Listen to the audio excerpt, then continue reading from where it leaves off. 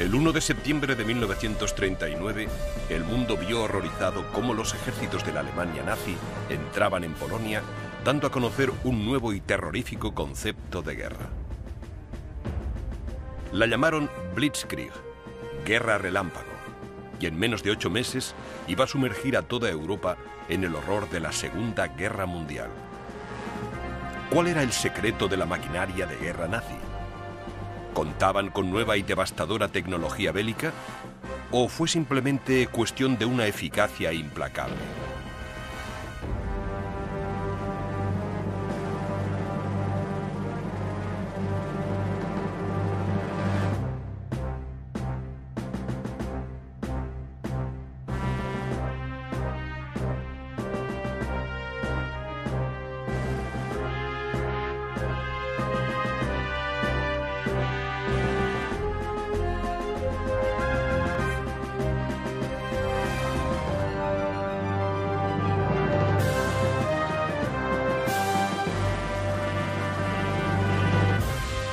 Segunda Guerra Mundial.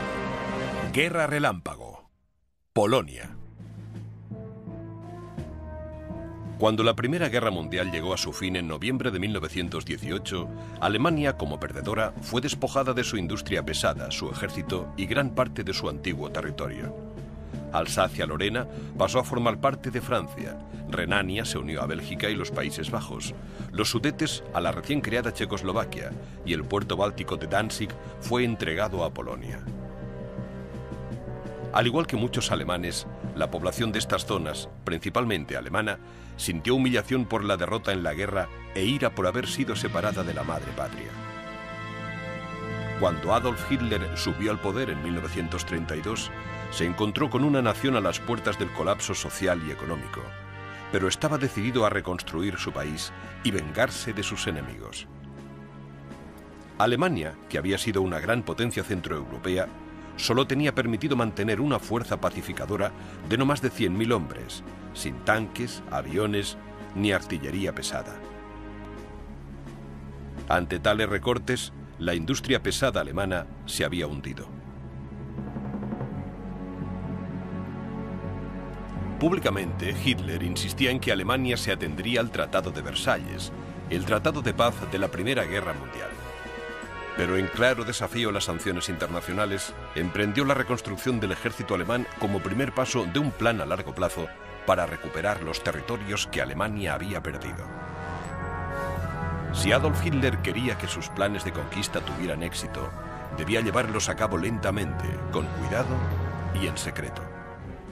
Hitler sabía que si sus intenciones llegaban a ser del dominio público, Alemania corría el riesgo de ser invadida por Francia y Gran Bretaña. El alto mando alemán entendía que el restablecimiento de una Alemania fuerte requería, en primer lugar, un programa de rearme a gran escala y, en segundo lugar, una estrategia militar que permitiera a Alemania vencer a sus enemigos con rapidez y decisión. Entre 1914 y 1918, los ejércitos de Europa y Gran Bretaña habían estado atrapados en un punto muerto altamente perjudicial. La terrible guerra de trincheras había llevado prácticamente a la bancarrota a todas las naciones involucradas y había costado la vida de casi 8,5 millones de hombres.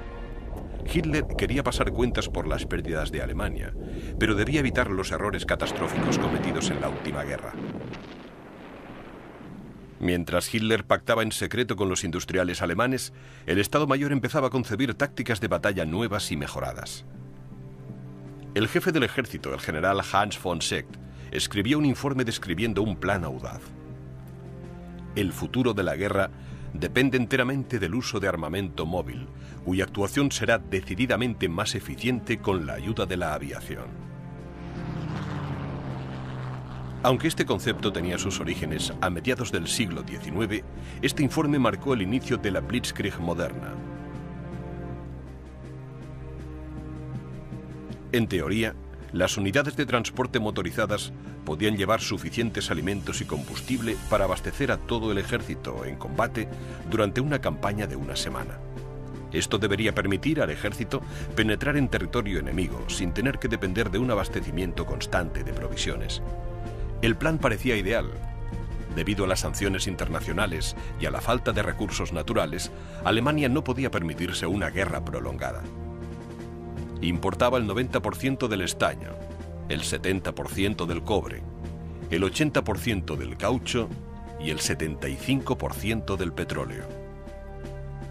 Si se podía hacer una guerra y ganarla, con una serie de enfrentamientos breves y rápidos como el Rayo, quizá Alemania tendría una oportunidad. Todo se reducía a una cuestión de tiempo. Para asegurarse de que las batallas fueran breves, Hitler y sus generales debían evitar que las tropas más rápidas quedaran atascadas luchando en primera línea de frente. Ignorando por completo el concepto tradicional de una línea de frente rígida y continua, la primera oleada de tropas de choque seguía avanzando en territorio enemigo, destruyendo líneas de abastecimiento, cuarteles generales y líneas de comunicaciones. Pero debía completarse la operación antes de que las provisiones alemanas se agotaran, o debían establecerse líneas de abastecimiento fiables. Una victoria rápida era esencial. Y lo que era más importante, Alemania aún no tenía aviación militar, ni tanques, ni barcos de guerra, y más del 90% de su ejército dependía de los caballos para el transporte.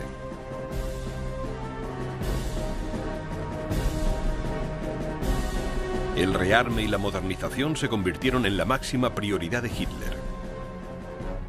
Se podían construir pequeños componentes de aviones y armamento en fábricas pequeñas y montarlos en otra parte, pero la enorme maquinaria requerida para fabricar vehículos militares pesados, como los tanques, no podía construirse en unos pocos meses, ni siquiera en unos años.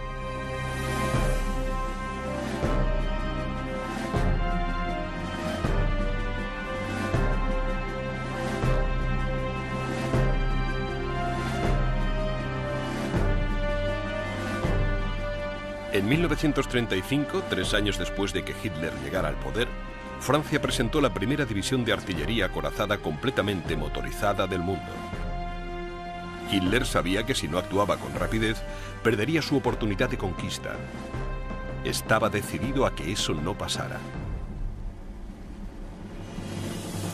Sorprendentemente, en 6 meses, Alemania había reunido una división completamente móvil y una acorazada, o división Panzer. La división Panzer necesitaba más de 3.000 vehículos de apoyo para transportar alimentos, municiones y provisiones. Para conseguir tantos vehículos en tan poco tiempo, Hitler había requisado vehículos ya existentes, muchos de los cuales ya estaban obsoletos y desgastados de otras unidades del ejército. El ejército alemán estaba creciendo a una velocidad vertiginosa. En los 5 años entre la llegada al poder de Adolf Hitler en 1932 y la movilización completa en 1938, el ejército había pasado de 100.000 hombres a más de 4 millones.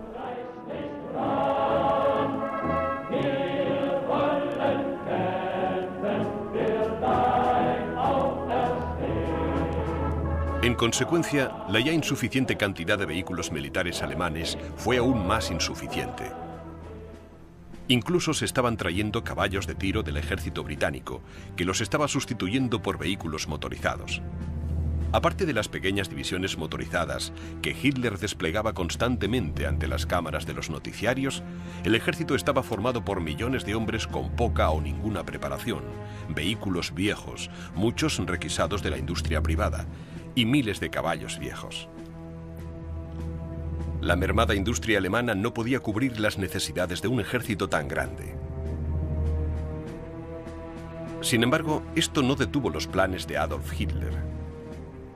Poco a poco, estaba consiguiendo lo que quería: un ejército enorme para desfilar delante de las narices de sus enemigos europeos y británicos, y se deleitaba exagerando su tamaño y potencia.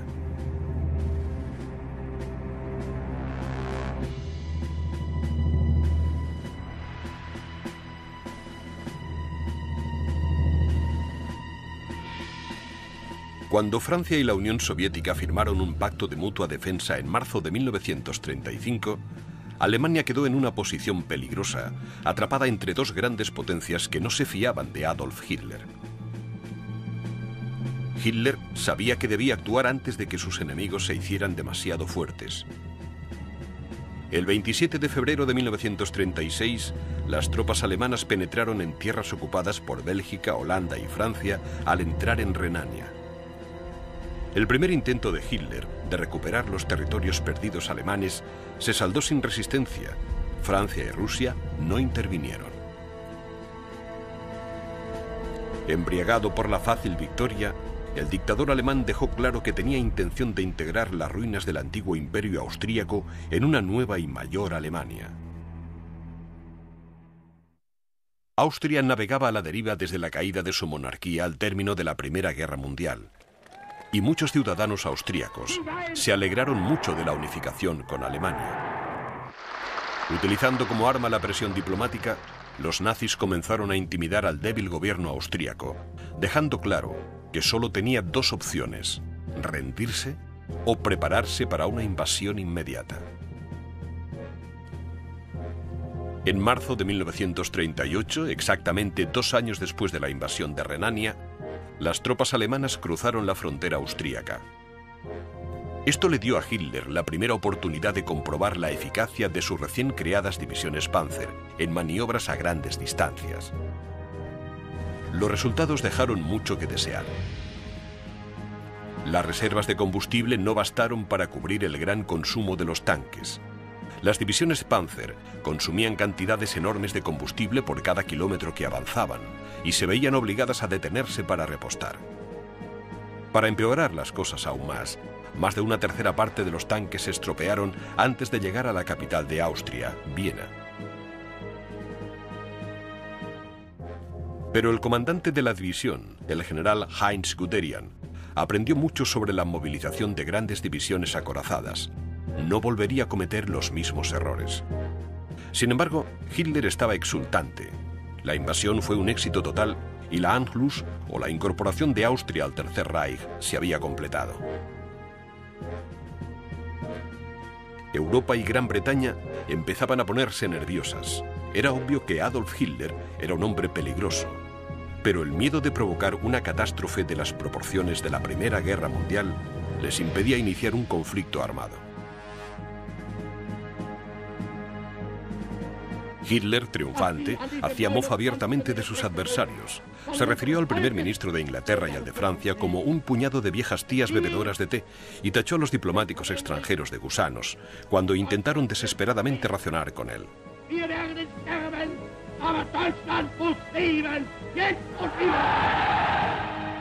Creyendo que podía seguir adelante con prácticamente cualquier tipo de agresión sin encontrar una oposición seria, Adolf Hitler centró su atención en los Sudetes, una zona de cerca de 30.000 kilómetros cuadrados de antiguo territorio alemán que había sido confiscada al término de la Primera Guerra Mundial para ayudar a la creación de la República de Checoslovaquia.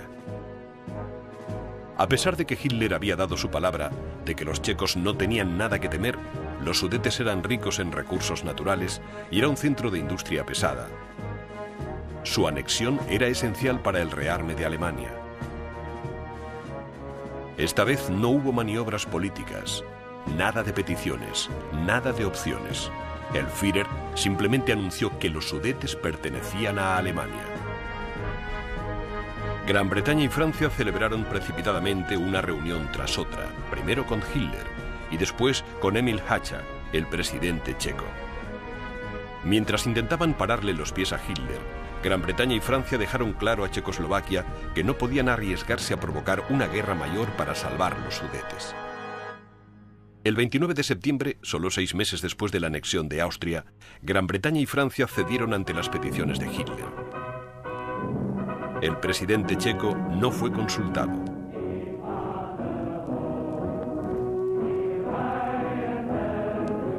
A la mañana siguiente, divisiones acorazadas alemanas entraron en los Sudetes y Hitler declaró: una vez solucionado el problema de los Sudetes, será el último territorio que le reclamo a Europa. De hecho, incluso mientras estaban celebrando las negociaciones, Hitler y sus generales se preparaban para invadir el resto de Checoslovaquia.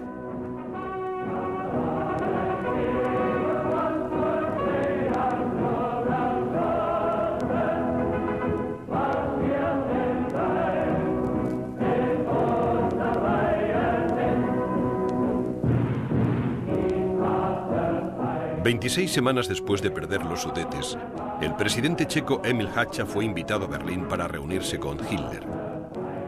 Allí sencillamente se le comunicó un ultimátum. Si no entregaba su país a la Alemania nazi en un plazo de 7 horas, la capital checa, Praga, sería completamente bombardeada. Una vez más, Hitler había ganado una batalla sin un solo disparo, pero se le estaba acabando la suerte. Su siguiente objetivo no se rendiría tan fácilmente. El nuevo ejército móvil de Hitler estaba a punto de ser probado en combate. Presionando la capacidad productiva y militar de Alemania hasta el límite, en la primavera de 1938 nacieron las Fuerzas Combinadas de Infantería, Artillería y Aire, con más de 4 millones de hombres.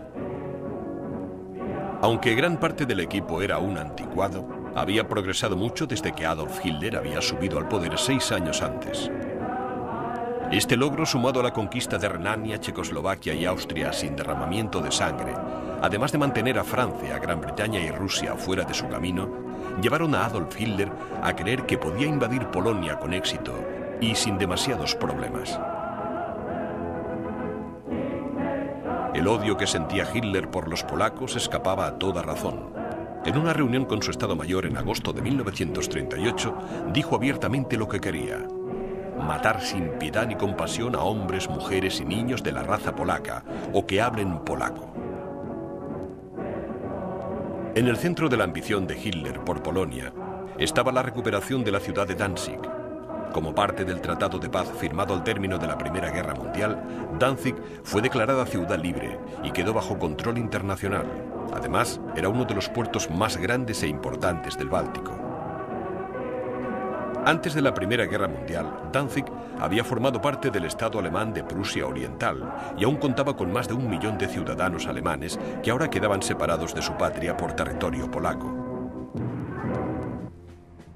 Hitler creía que esta situación era intolerable e incluso antes de la invasión de Checoslovaquia había comenzado a reclamar la devolución de Danzig. Aunque las intenciones de Hitler eran obvias, Polonia se negó en firme a satisfacer sus demandas.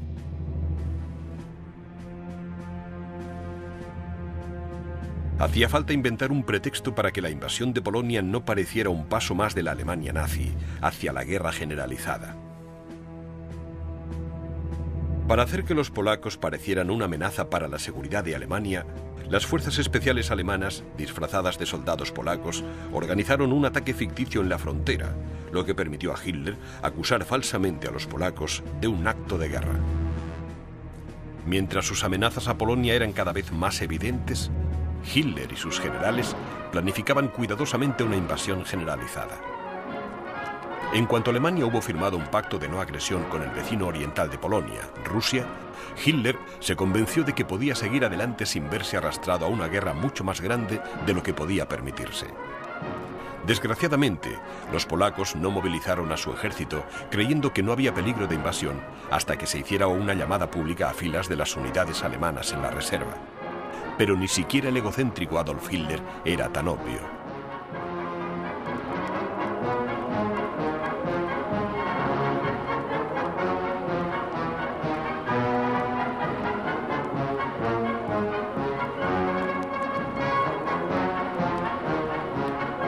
Con el pretexto de realizar maniobras militares, el ejército alemán empezó a desplegarse a lo largo de la frontera polaca la mañana del 26 de agosto de 1939.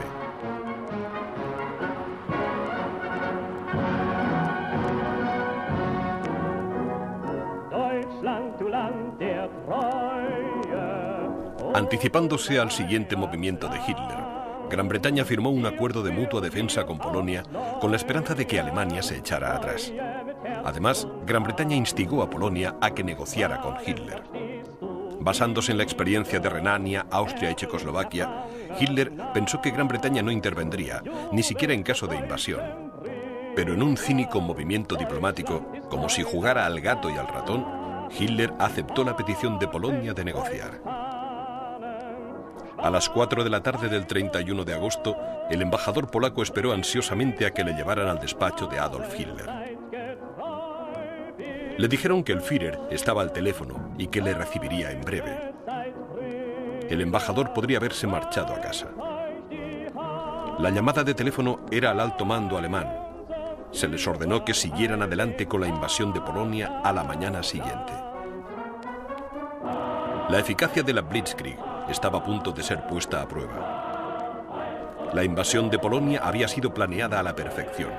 Los oficiales de campaña habían recibido instrucciones precisas y en un avance de lo que sería la guerra moderna, se coordinaron estrechamente los ataques por tierra y por aire, pero el éxito definitivo dependería de la rapidez y la eficacia. Los generales nazis dejaron claros los objetivos del plan. El objetivo de la operación era la destrucción total de las fuerzas armadas polacas. La connotación política de la guerra requería que se realizaran ataques certeros y por sorpresa para terminar rápidamente. A las 4:45 de la mañana del 1 de noviembre de 1939, cerca de 1 millón de soldados alemanes y sus equipos atacaron simultáneamente la frontera polaca.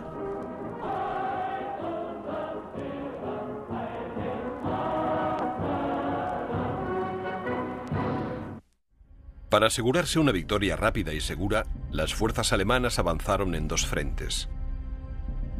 El primero entraría en Polonia desde el norte, a lo largo del corredor que separaba Alemania del puerto de Danzig. El segundo ejército, más numeroso, avanzaría por las fronteras sur y oeste en la zona en la que Alemania limitaba con el antiguo territorio checo.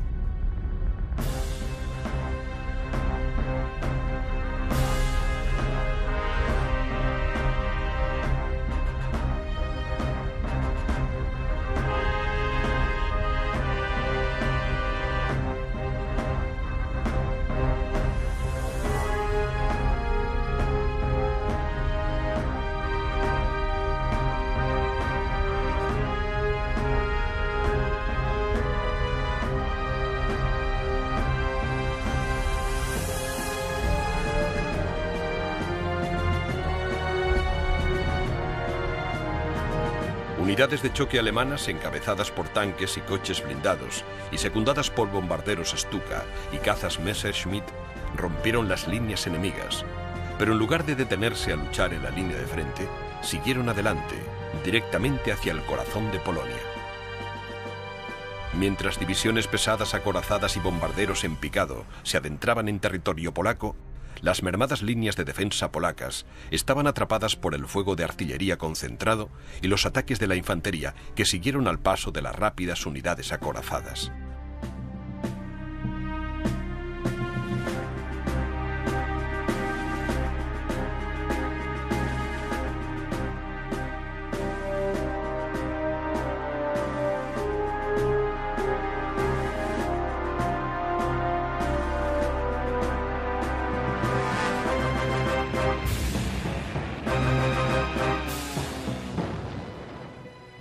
Todos los bombarderos en picado disponibles proporcionaron apoyo a las tropas de tierra alemanas.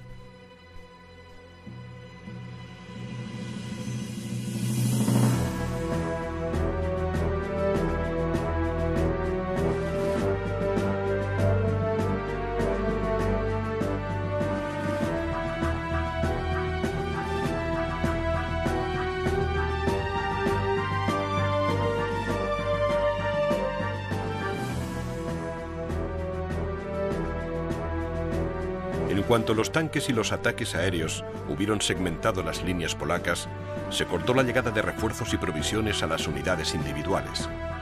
Eso las convirtió en una presa fácil para la infantería alemana, que sacaba provecho de su ventaja hasta que los polacos se rendían o eran eliminados. Obligando a los polacos a un aluvión constante de batallas campales cerca de la frontera alemana, Hitler esperaba mantener intactas sus propias líneas de abastecimiento y evitar que los polacos se retiraran para reorganizar sus defensas.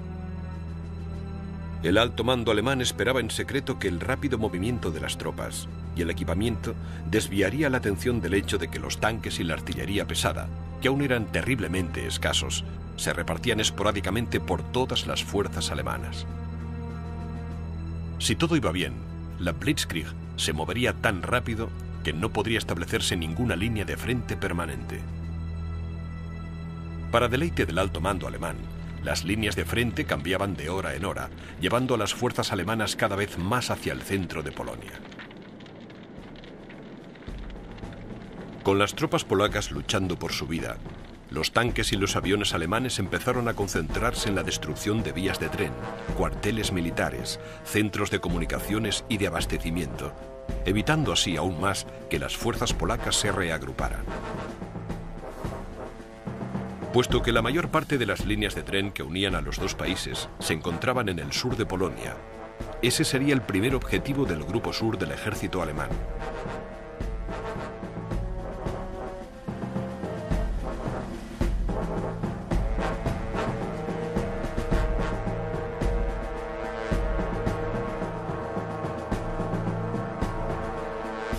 Las líneas de tren que quedaran operativas serían aseguradas lo antes posible y utilizadas para hacer llegar munición y provisiones frescas a los territorios conquistados.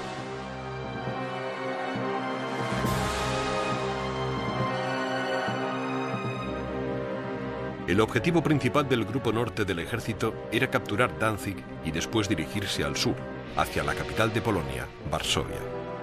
Eso evitaría que las fuerzas polacas en retirada establecieran una línea defensiva alrededor de la ciudad. A las 6 de la mañana, poco más de una hora después de que las fuerzas de tierra alemanas cruzaran la frontera con Polonia, las fuerzas aéreas alemanas, la Luftwaffe, iniciaron una despiadada campaña de bombardeos.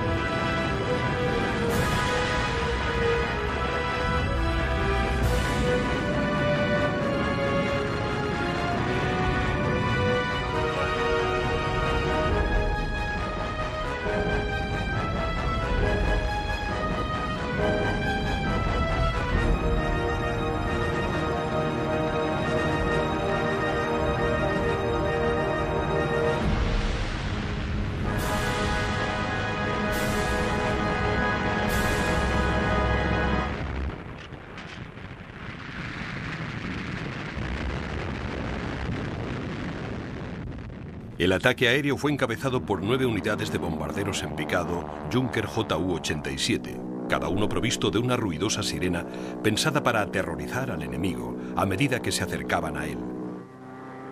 El Ju-87 era, probablemente, el bombardero en picado alemán, o Stuka, más famoso, y ya había demostrado su eficacia en la Guerra Civil Española.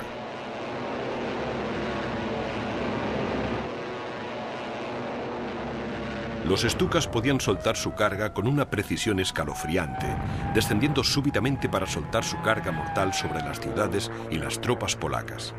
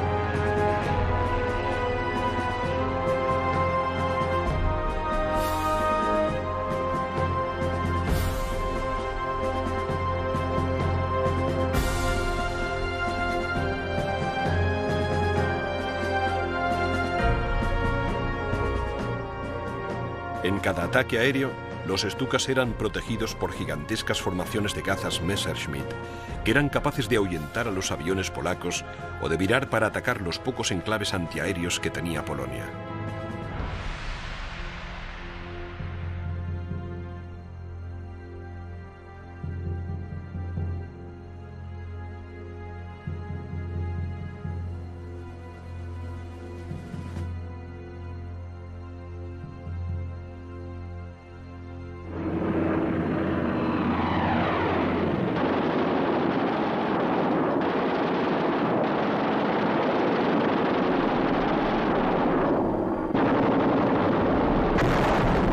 El objetivo inmediato de la campaña aérea era destruir los centros de comunicaciones y de despliegue militar y evitar así cualquier intento de las fuerzas polacas de mantener la coordinación. Desde el principio de la campaña, la capital de Polonia, Varsovia, fue sometida a intensos ataques aéreos y los campos de aviación polacos fueron destruidos sistemáticamente antes de que muchos de sus aviones pudieran despegar.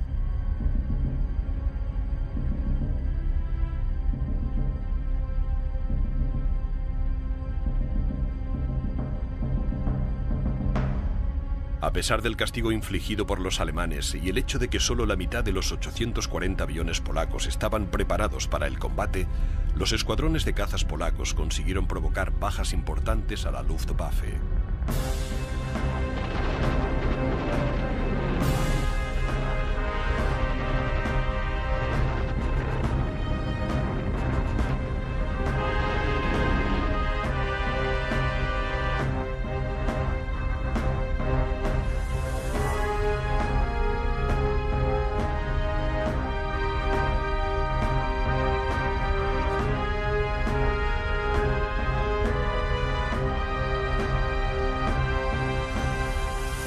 Al término del primer día de enfrentamientos, la Blitzkrieg iba según el plan. Los polacos huían ante el avance alemán. Las suaves llanuras del oeste de Polonia resultaron ser muy ventajosas para los alemanes y un problema para las defensas polacas. El paisaje abierto y seco de finales de verano era ideal para el rápido avance de la artillería y la infantería alemanas. Si las lluvias de otoño hubieran llegado 2 semanas antes, los campos y pastos se habrían convertido en un mar de barro y cieno que habría atrapado a hombres y máquinas.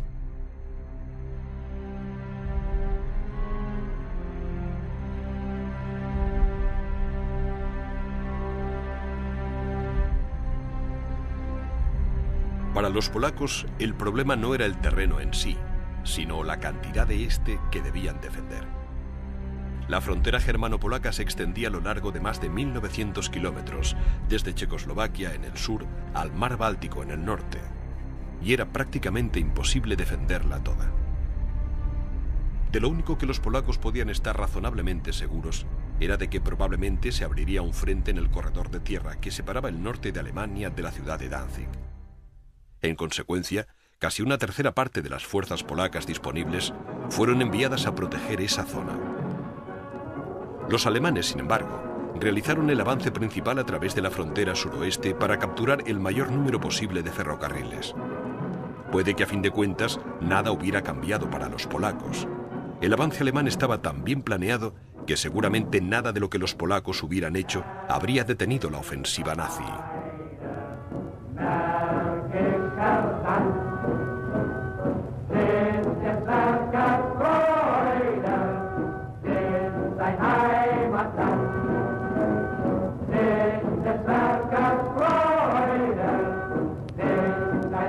En todos los puntos por los que el ejército alemán entró en Polonia, sus tropas estaban dispuestas para ayudarse el máximo las unas a las otras y para infligir el máximo daño a los polacos. 2 o 3 columnas de unidades acorazadas o de infantería avanzaban simultáneamente y muy cerca las unas de las otras. Con el apoyo de otras columnas que se mantenían cerca, las unidades podían ayudarse mutuamente cuando fuera necesario. Además de ayudarse mutuamente, las columnas paralelas podían separar y rodear temporalmente bolsillos de las tropas enemigas. Esta maniobra en pinza obligaba a las tropas polacas a tener que defenderse en 2 flancos simultáneamente. Además, el alto mando alemán había asignado casi 300 aviones para el apoyo aéreo.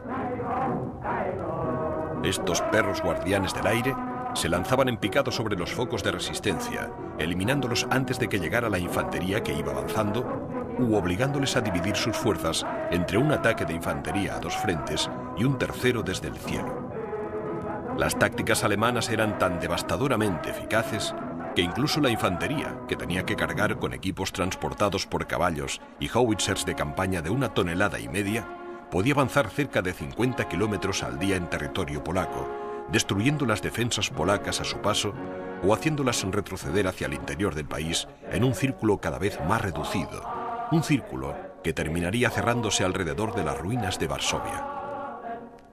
Si podían escapar al ataque inicial de tanques y bombardeos aéreos o al concentrado avance de la infantería, las fuerzas polacas intentaban retirarse y reagruparse, pero eso también las conducía al desastre.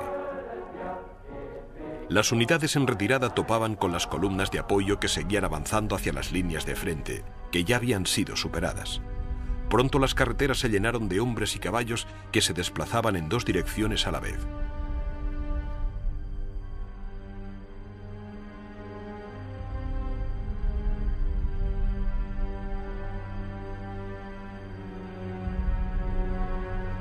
Eran blancos fáciles para las rápidas unidades de tanques y artillería, así como de bombarderos Stuka, que literalmente utilizaban a las confusas masas de tropas polacas que avanzaban y retrocedían para practicar su puntería, bombardeándolas antes de que pudieran organizarse para defenderse. Para las unidades polacas en primera línea de frente, uno de los mayores peligros venía de la artillería de campaña alemana, que disparaba proyectiles de hasta 15 centímetros de diámetro y con un alcance efectivo de hasta 16 kilómetros. Estos cañones eran fáciles de transportar con caballos o vehículos motorizados y proporcionaban a la infantería alemana una potencia de fuego rápida y devastadora.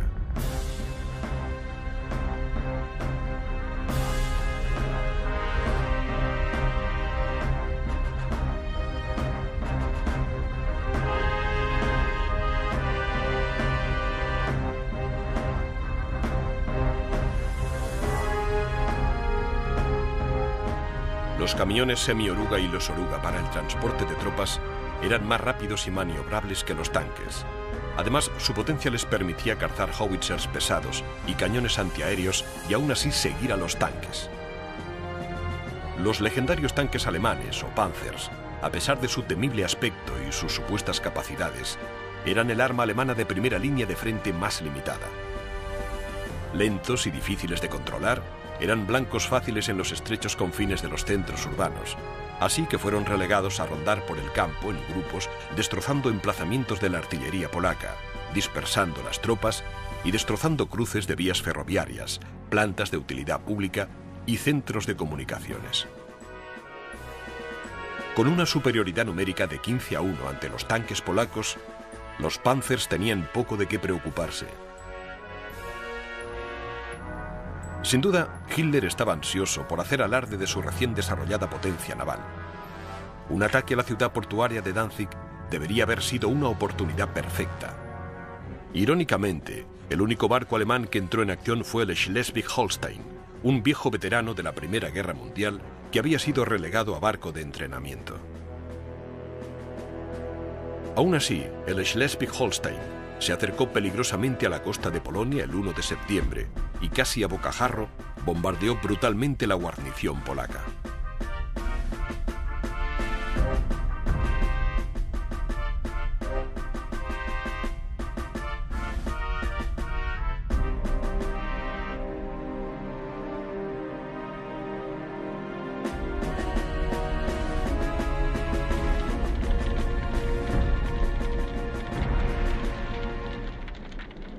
Ninguna fracción del ejército alemán podía atribuirse todo el mérito del éxito inicial de su país.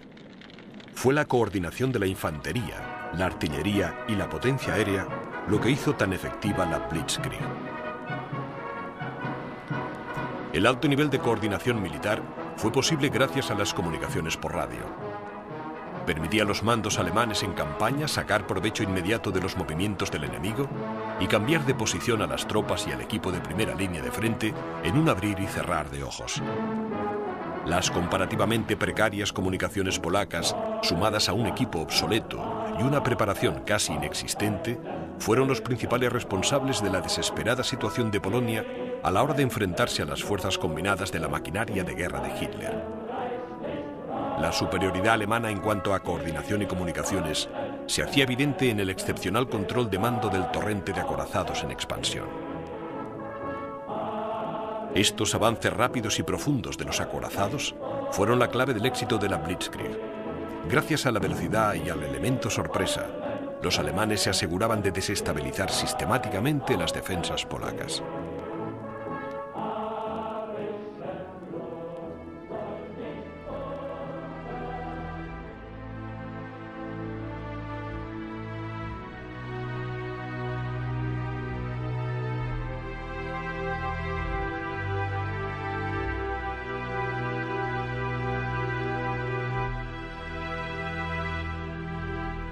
A pesar de que en 1939 Polonia tenía uno de los mayores ejércitos del mundo, la mayor parte de su equipo era el que había quedado de la Primera Guerra Mundial, y la situación se agravó porque el vacilante alto mando polaco solo consiguió movilizar a 17 unidades de infantería y a 6 brigadas de caballería trágicamente obsoletas cuando el ejército alemán empezó a cruzar sus fronteras.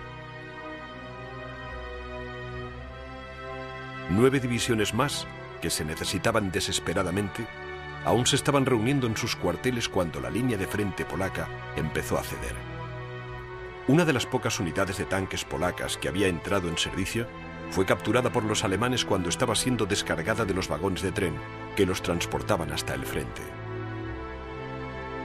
La artillería alemana los destruyó antes de que los polacos pudieran realizar un solo disparo. Pero cuando el ejército alemán se enfrentó a los polacos cara a cara, se encontraron con un enemigo deseoso de luchar con valentía para proteger su país. Unidades de caballería polacas magníficamente formadas, armadas con nada más que lanzas y rifles de cañones recortados, cargaban sin vacilar contra las enormes formaciones de tanques alemanes. Les habían dicho que eran modelos a escala hechos de cartón. Fue un esfuerzo valeroso, heroico y tremendamente fútil. Los soldados de caballería fueron ahuyentados de los campos de batalla o destrozados por completo.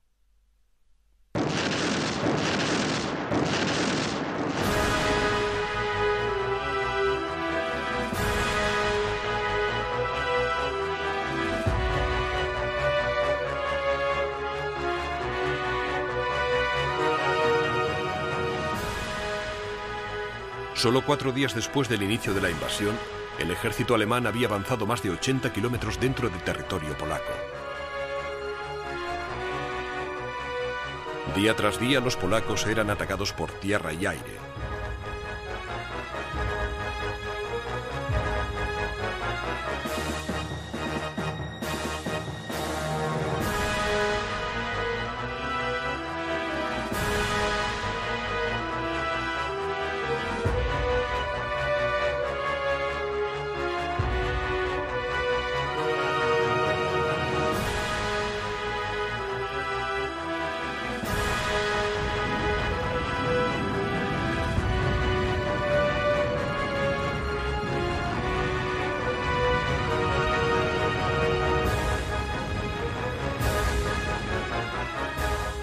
La maniobra en pinza de los alemanes rodeaba y capturaba una unidad polaca tras otra, y las que quedaban se retiraban en un desesperado esfuerzo por llegar a Varsovia, donde esperaban crear una última barrera defensiva para proteger la capital. La Blitzkrieg avanzaba sin piedad. Incluso los alemanes estaban sorprendidos por la facilidad con que se estaba llevando a cabo la invasión. Un joven soldado le escribió a su esposa: «Era tan parecido a las maniobras que nos costaba trabajo creer que era la guerra de verdad. Todo parecía tan bien ordenado». El 9 de septiembre, solo el 9º día de combate, el grupo norte del ejército alemán, que venía del corredor de Danzig, y el grupo sur, que venía desde el suroeste, se encontraron en la ciudad de Lubov, dividiendo así Polonia en dos. Cada uno de estos ejércitos había recorrido 320 kilómetros dentro del territorio polaco en poco más de una semana. Pero a los panzers alemanes no todo les iba bien. El 8 de septiembre, la cuarta división Panzer perdió más de 60 tanques intentando capturar los barrios periféricos de Varsovia. Para el 10 de septiembre, la mayor parte de las fuerzas polacas restantes estaban concentradas en Bolsillos al oeste de Varsovia. Cuando empezaron a avanzar hacia la capital, los alemanes utilizaron una vez más la maniobra en pinza, esta vez a gran escala. La 10ª división Panzer se desvió hacia el este, detrás de las líneas polacas, cortándoles la retirada hacia Varsovia. Cuando los polacos dieron media vuelta con dificultad a sus líneas defensivas, un segundo frente alemán apareció por el oeste. Los polacos estaban atrapados entre dos líneas de tropas alemanas en avance. La retirada se convirtió en un desastre, puesto que se cortó el paso a la defensa por todos lados. A las 2 semanas de guerra, estaba claro que los polacos habían perdido, pero se negaban a entregar su país a la Alemania nazi. Trasladándose de noche y luchando de día, bolsillos dispersos del ejército polaco luchaban para llegar a Varsovia, infligiendo todo el daño posible a los invasores.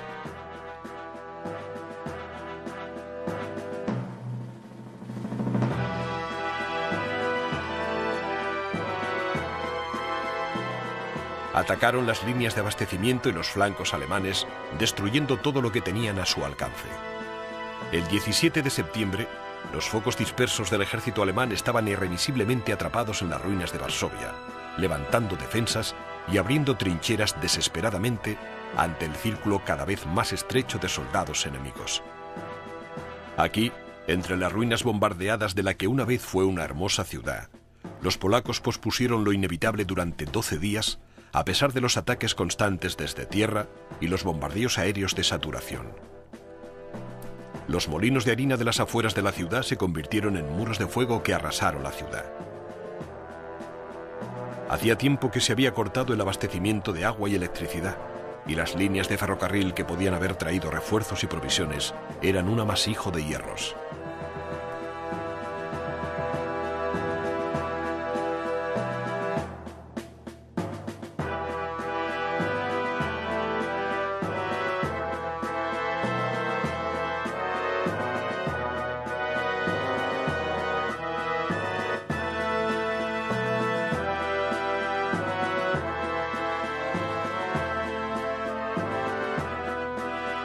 Cuando el 28 de septiembre Polonia finalmente se rindió, la destrucción era tan absoluta que incluso el general alemán Erwin Rommel quedó horrorizado. Dijo: "No hay ni un solo edificio que no esté dañado. Esa gente debe de haber sufrido terriblemente. Durante 7 días no ha habido agua, ni electricidad, ni gas, ni comida. El alcalde calcula que hay 40.000 civiles muertos o heridos".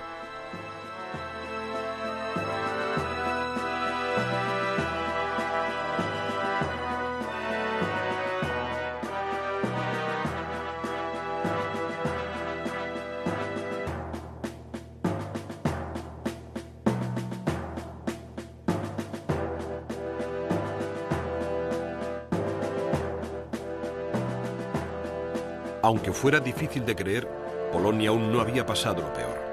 Todos los territorios que quedaban al este de las líneas alemanas fue entregado a la Unión Soviética como gesto de buena voluntad de Adolf Hitler. Pero puede que los supervivientes polacos atrapados en territorio ruso tuvieran suerte. Detrás del ejército alemán llegaban unidades de las SS especialmente seleccionadas, con la misión de capturar y asesinar a los intelectuales polacos. Profesores, médicos, policías, miembros del clero de cualquier confesión, judíos, terratenientes, nobles y trabajadores del gobierno debían ser exterminados. Tras la primera semana de enfrentamientos, los comandantes de las SS ya se jactaban de 200 asesinatos al día. Para cuando Polonia finalmente se rindió, menos del 3% de las clases altas seguía con vida. Polonia iba a convertirse en una enorme cantera de trabajadores al servicio de la maquinaria de guerra alemana. El número total de polacos muertos durante las 3 semanas de campaña sigue sin determinarse, pero lo que está claro es que sobrepasó las 50.000 personas y cerca de 700.000 polacos fueron hechos prisioneros. En comparación, los alemanes perdieron apenas 10.000 hombres.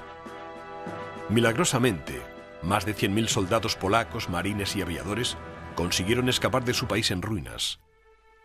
Se dirigieron hacia el este para unirse al ejército francés o a las fuerzas aéreas británicas, donde jugarían un importante papel eliminando a la Alemania nazi de los cielos durante la larga guerra que se avecinaba.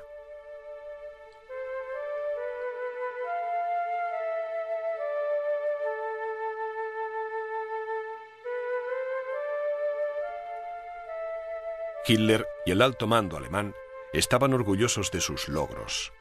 La Blitzkrieg estaba siendo un éxito de la eficacia militar y la organización alemanas. Habían vencido a un enemigo casi indefenso y habían dado a sus soldados más experiencia en el campo de batalla que cualquier otra potencia europea.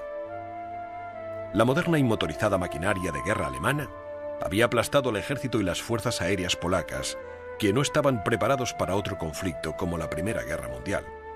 La velocidad y la apabullante audacia de las avanzadillas de los acorazados alemanes, con la ayuda de la eficacia mortal de los Stukas, habían dado al mundo la primera muestra de la Blitzkrieg. Las fábricas polacas fueron reconvertidas para manufacturar bienes y provisiones para la creciente maquinaria de guerra alemana. El pueblo polaco era obligado a deslomarse para sus nuevos señores en los infames campos de trabajo. Los cínicos estratagemas diplomáticos y la propaganda habían funcionado tan bien como la propia Blitzkrieg. Ahora Hitler sabía que Francia no quería luchar y con un poco de suerte los británicos no acudirían a ayudar a los franceses. Adolf Hitler podía realizar tranquilamente su siguiente movimiento. A pesar de sus amenazas, Inglaterra y Francia le habían permitido aplastar Polonia sin mover un dedo. Ahora le tocaba el turno a Noruega y Dinamarca, y después a Holanda, Bélgica, Francia y cualquier otro que se cruzara en su camino.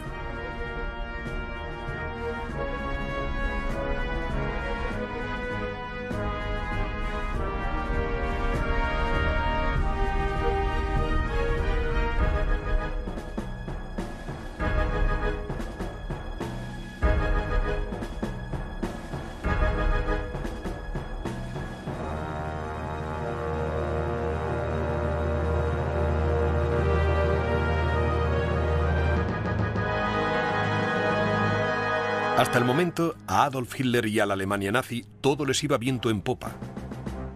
Pero el tiempo puede ser muy cruel, como Hitler acabaría descubriendo.